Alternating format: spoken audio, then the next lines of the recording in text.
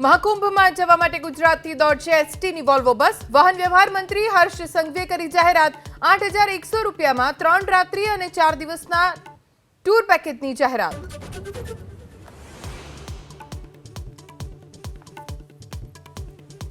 વેરાવળમાં 2 overbridge બનાવતી 2 company વીજ ચોરી કરતી ઝડપાઈ. હાઈટેન્શન વીજ લાઇનમાંથી ડાયરેક્ટ કનેક્શન થકી વીજ ચોરી કરતા 3.76 લાખનો ફટકાર્યો દંડ.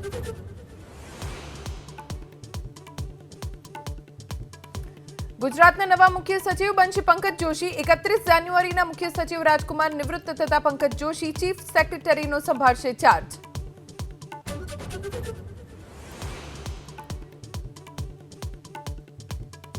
જૂનાગઢના માંગરોળમાં સાગના લાકડાનો ઝડપાયો જથ્થો. ફોરેસ્ટ વિભાગે 2 વાહનો જપ્ત કરી જવાબદારોને 1.20 લાખનો ફટકાર્યો દંડ.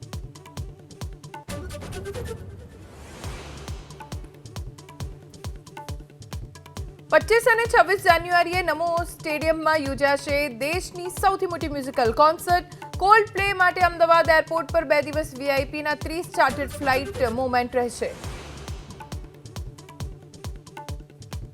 કોલ્ડ પ્લેના કોન્સર્ટને લઈ અમદાવાદ પોલીસ સતર્ક. સુરક્ષા વ્યવસ્થામાં 3,825 પોલીસ કર્મી રહેશે તૈનાત. એનએસજીની એક ટીમ પણ બંદોબસ્તમાં જોડાશે.